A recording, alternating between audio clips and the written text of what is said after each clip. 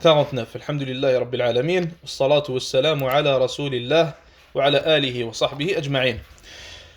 Le cheikh il dit ici Anwa'u tashabuhi fil Qur'an, les types de tashabuh qu'on peut retrouver dans le Qur'an. Et on a expliqué le cours passé ce qu'est le tashabuh, on a expliqué c'est quoi, on a donné des exemples. Donc celui qui n'a pas écouté le cours passé, c'est mieux pour lui, Inch'Allah Ta'ala, d'écouter le cours passé, comme ça il pourra comprendre de quoi on parle ici. Donc les types de tashabuh dans le Coran, le cheikh il dit ici At-tashabuh al-waqi'u fil Qur'an naw'an. Il dit il y a deux types de tashabuh trouvables dans le Coran. Premièrement, ahaduhuma haqiqiyyun wa huwa ma la yumkinu an ya'lamahu al-bashar. Il dit le premier type de tashabuh qu'on peut trouver, dans le Coran, c'est le tashabuh qui est vraiment réel. Des choses qu'on ne peut réellement pas comprendre nous en tant qu'être humain. Il y a des choses dans le Coran qu'il nous est impossible de comprendre en tant qu'être humain. Le cheikh il donne un exemple ici, il dit haqa'iqu sifatillahi azza wa jal. Il dit personne ne peut comprendre de la manière réelle comment sont les attributs d'Allah subhanahu wa ta'ala. Allah azza wa jal nous dit qu'il a une main. Allah azza wa jal nous dit qu'il a un visage. Mais à quoi ressemble le visage d'Allah subhanahu wa ta'ala? Comment est-ce qu'il est? Personne ne peut le comprendre. Tout ce qu'on sait, c'est qu'Allah subhanahu wa ta'ala, premièrement, il a un visage. Deuxièmement, le visage d'Allah subhanahu wa ta'ala n'est pas comme celui des créatures, car Allah azza wa jal lui-même, il a dit ça. Allah subhanahu wa ta'ala, il a dit Laysa kamithlihi shay'un wa huwa as-sami'ul basir. Il n'y a rien de tel que lui. Donc le maximum auquel on peut se rendre, c'est que premièrement, Allah azza wa jal a un visage. Deuxièmement, on ne sait pas à quoi il ressemble. Après, troisièmement, comment est-ce que le visage d'Allah subhanahu wa ta'ala il est? Personne ne peut savoir comment le visage d'Allah subhanahu wa ta'ala il est. Donc ça fait en sorte que ces versets-là, ou plutôt, pas ces versets-là, excusez-moi, mais plutôt cette compréhension-là, qui est la compréhension réelle des attributs d'Allah subhanahu wa ta'ala, elle fait partie du vrai mutashabih. C'est vraiment du mutashabih que personne ne peut comprendre. Allah azza wa jal dit à propos de cela وَلَا يُحِيطُونَ بِهِ عِلْمًا. Il parle de lui-même en disant cela. Je vais voir la traduction en français, Inch'Allah. Comme ça va être plus exact. وَلَا يُحِيطُونَ بِهِ عِلْمًا. Ils connaissent ce qui est devant eux et ce qui est derrière eux, alors qu'eux-mêmes ne le cernent pas de leur science. Donc Allah Azza wa Jal, il dit qu'il y a certaines choses que nous, les créatures, on ne peut pas cerner de notre science par rapport à Allah subhanahu wa ta'ala. Et parmi ces choses-là, c'est ce qu'on vient d'expliquer. Et ces choses-là, c'est ce qui fait partie du mutashabih, qui est vraiment du vrai mutashabih. Allah Azza wa Jal dit aussi à propos de lui-même La tudrikuhu al-absaru wa huwa yudriku al-absar wa huwa al-latifu al-khabir. Les regards ne peuvent l'atteindre, cependant il saisit tous les regards et il est le doux, le parfaitement connaisseur. Donc encore une fois, on ne peut pas voir Allah subhanahu wa ta'ala, on ne peut pas savoir à quoi il ressemble. Et il faut savoir que l'être humain, il peut savoir une chose, premièrement, soit en la voyant, soit en entendant cette chose, soit en la goûtant, soit en touchant cette chose-là, ou alors si Allah subhanahu wa ta'ala nous révèle une révélation à propos d'une certaine chose que l'on ne connaît pas. Maintenant, à propos de Ya'juj wa Ma'juj par exemple, Gog et Magog, on ne les a pas vus, on ne les a pas entendus, on ne peut pas savoir à quoi ils ressemblent, on ne les a jamais touchés, on ne les a jamais sentis, on ne les a jamais goûtés, sauf que Ya'juj wa Ma'juj, c'est une révélation qui nous a été révélée par Allah subhanahu wa ta'ala, et par le biais de cette révélation, on sait que cette chose-là, ces gens-là existent réellement, et cette information-là, elle est vraie. Sauf que pour ce qui est de la réalité des attributs d'Allah subhanahu wa ta'ala, personne ne les a vus, personne ne les a entendus, personne n'a pu, en fait, si on peut dire ça comme ça, sentir ou quoi que ce soit, etc.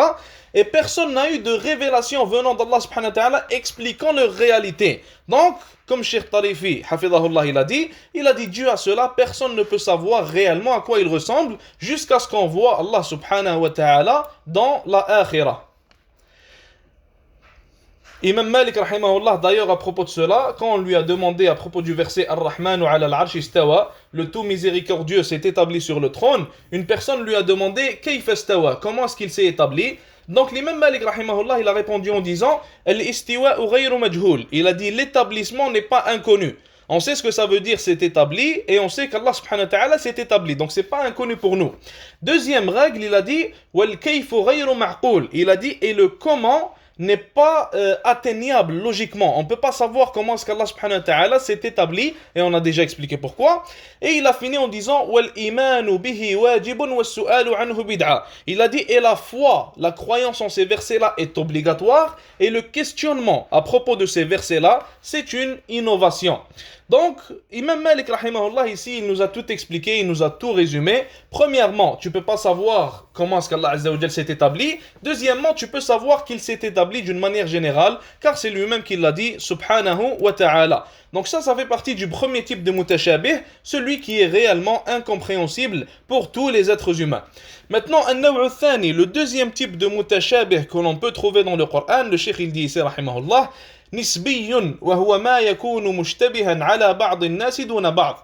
Le deuxième type de mutashabih, c'est le type de mutashabih, c'est des versets en fait qui vont être incompréhensibles pour certaines personnes, mais vont être compréhensibles pour d'autres personnes.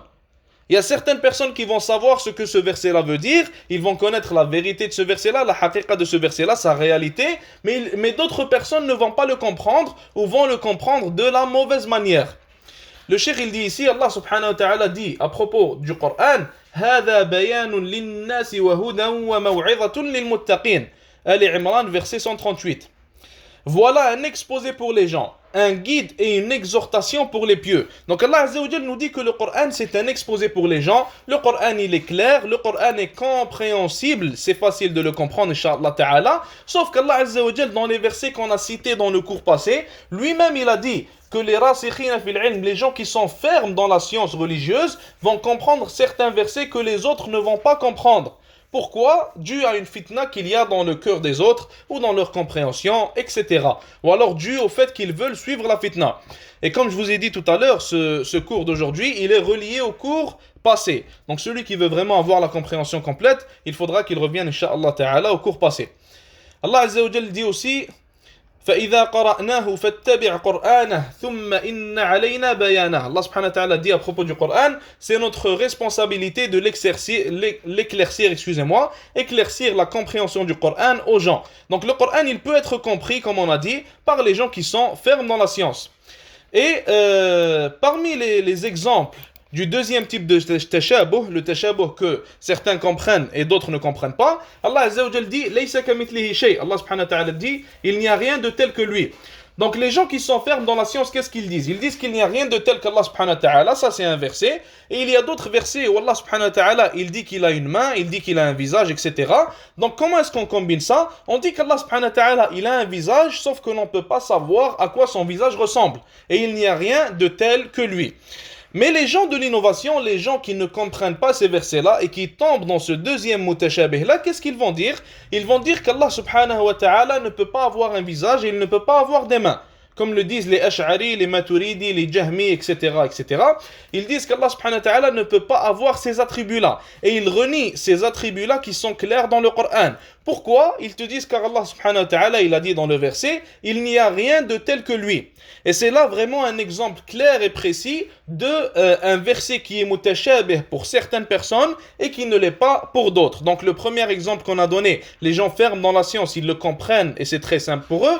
Et les gens qui sont dans l'innovation, les gens qui suivent la fitna, ces gens-là ne vont pas le comprendre et vont renier les versets et les hadiths qui parlent des attributs d'Allah subhanahu wa ta'ala dus à cette fitna-là qu'il y a dans leur cœur. Un autre exemple que donne le cheikh ici, Allah subhanahu wa ta'ala dit وَمَنْ يَقْتُلْ مُؤْمِنًا مُتَعَمِّدًا فَجَزَاؤُهُ جَهَنَّمُ خَالِدًا فِيهَا. Allah subhanahu wa ta'ala il dit celui qui tue un croyant, celui qui le tue, il fait exprès, c'est pas un accident, il le tue pas par accident, il fait exprès de le tuer. Sa récompense sera donc la Jahannam, khalidan fiha, et il va y demeurer éternellement. Donc les gens qui sont fermes dans la science, quand ils lisent ce verset-là, qu'est-ce qu'ils vont comprendre? Ils vont comprendre que cette personne-là ne va pas rester éternellement en enfer. Et le mot khalidan ici, le mot éternel cité dans ce verset-là, ils le comprennent selon sa compréhension linguistique. Il faut savoir que les Arabes, ils disaient beaucoup, ils parlaient beaucoup de l'khouloud, et même aujourd'hui dans certains pays arabes, on dit je vais rester ici éternellement, ou alors je vais rester ici éternellement. Cet exemple-là, il suffit, Inch'Allah Ta'ala. Et pour eux, ça veut dire que je vais rester ici très longtemps. Mais ça ne veut pas dire l'éternité, la vraie éternité telle qu'on la connaît. Et c'est comme ça que les gens fermes dans la science comprennent ce verset-là. Ils disent qu'Allah subhanahu wa ta'ala veut nous dire que cette personne va rester en enfer pour une très longue durée. Mais il ne va pas rester là éternellement. Pourquoi? Car on a des fondements en islam tirés de plein de versets et de plein de hadiths qui nous disent que celui qui commet un péché ne restera jamais éternellement en enfer. Sauf que les gens qui vont tomber dans ce tashabuh-là et ne vont pas le comprendre, comme les Khawarij premièrement, comme les Wa'idiyya aussi, les Mu'tazila, etc., eux ils vont te dire quoi? Ils vont te dire non. Ils vont te dire cette personne-là va rester éternellement en enfer, car Allah subhanahu wa ta'ala il a utilisé le mot éternel dans ce verset-là. Donc ça encore une fois c'est un exemple clair d'un tashabuh compris par les gens fermes dans la science et incompris par les innovateurs et les gens qui tombent dans la fitna. Il y a d'autres versets aussi, subhanallah, Allah Azza wa Jal, il parle du fait que l'être humain il a un libre arbitre, sauf qu'il y a certaines personnes, comme dans le verset que le cheikh il cite ici, rahimahullah, Allah Azza wa Jal dit Alam ta'lam anna Allah ya'lamu ma fi as-sama'i wal ard. Ne sais-tu pas qu'Allah subhanahu wa ta'ala sait ce qu'il y a dans les cieux et sur la terre? Inna dhalika fi kitab, inna dhalika ala Allah yasir. Certaines sectes innovatrices, ils ont tiré de ce verset-là qu'Allah subhanahu wa ta'ala nous oblige à faire ce que nous faisons et qu'on n'a pas de libre arbitre. Et ils ont délaissé tous les autres versets et hadiths prouvant que l'être humain il a un libre arbitre. Et ils ont même délaissé, subhanallah, le ressenti de l'être humain, car tout être humain se sent libre et sent qu'il a le choix de faire ce qu'il fait ou alors de le délaisser. Donc ils ont délaissé tout cela dû à une shubha, dû à une fitna qu'il y a dans leur cœur, et ils n'ont pas compris ce mutashabih là, et les gens fermes dans la science comprennent ce mutashabih là, ils ne tombent pas dedans, et ils disent que l'être humain il a un libre arbitre bien sûr, car comme on a cité, beaucoup de versets et de hadiths citent cela. Maintenant, ما هي الحكمة في تنوع القرآن إلى محكم ومتشابه? C'est quoi les sagesses derrière le fait que dans le Coran, on trouve des versets qui sont clairs, qui sont concis, et des versets qui sont mutashabih, qui ne sont pas clairs pour tout le monde? Le Cheikh rahimahullah il dit ici لو كان القرآن كله محكما لفاتت الحكمة من الاختبار به تصديقا وعملا لظهور معناه. Le Cheikh il dit ici que si tous les versets du Coran étaient clairs et concis et étaient en fait faciles à comprendre pour tout le monde, pour le croyant, pour le mécréant, pour tout le monde, il dit que Allah subhanahu wa ta'ala ne peut pas nous tester avec ce Coran-là si le Coran il est clair, il est précis pour tout le monde. Comment est-ce qu'on va être testé par en fait le fait d'accepter ou de renier ce Coran-là, le fait de suivre ou de ne pas suivre la parole d'Allah subhanahu wa ta'ala, si cette parole-là elle est claire pour tout le monde et tout le monde sait que c'est la vérité, tout le monde la comprend de la bonne manière dont Allah Azza wa Jal veut qu'on la comprenne. Donc la première des sagesses c'est qu'Allah Azza wa Jal veut tester les gens par ce tashabuh-là. Et si le Coran était clair comme on a dit de la première surah jusqu'à la fin, s'il n'y aurait pas de tashabuh dans le Coran, alors il n'y aurait pas de fitna pour les gens. Le cheikh continue en disant وعدم المجال لتحريفه والتمسك بالمتشابه ابتغاء الفتنة وابتغاء تأويله. Encore une fois, les gens qui veulent causer de la fitna avec le Coran, les gens qui vont te ramener des versets qu'ils comprennent mal, comme les versets qu'on vient de citer, et veulent en fait faire le tahrif, veulent faire dévier les gens grâce à ces versets-là qu'ils comprennent de la mauvaise manière, alors ces gens-là ne pourraient pas être testés de cette manière-là. Allah Azza wa Jal ne leur aurait pas donné cette, si on peut dire ça comme ça, cette opportunité d'être testé, de cette manière-là, car le Coran aurait été clair. Sauf que comme vous le savez, Allah subhanahu wa ta'ala nous a créés pour nous tester, on est sur terre pour être testé, et le test, il peut venir soit du Coran, soit de l'ibtila qu'Allah Azza wa Jal nous envoie, soit de ce qui arrive dans notre vie, soit des autres gens qui vivent avec nous, etc., etc. Donc Allah Azza wa Jal, il a décidé de nous tester avec ce Coran-là, et parmi les manières desquelles il nous teste, c'est le fait que le Coran, il est clair d'une part, et il n'est pas clair d'une autre part pour tout le monde. Allah Azza wa Jal dit à propos de cela لا يأتيه الباطل من بين يديه ولا من خلفه تنزيل من حكيم حميد. Le faux ne l'atteint d'aucune part, ni par devant ni par derrière, c'est une révélation émanant d'un sage digne de louange. Donc le fait que le faux n'atteint pas le Coran, c'est d'une part parce que le Coran est un test pour les gens, encore une fois, comme on l'a cité. Allah Azza wa Jal dit aussi وَلَوْ كَانَ مِنْ عِنْدِ غَيْرِ اللَّهِ لَوَجَدُوا فِيهِ اخْتِلَافًا كَثِيرًا.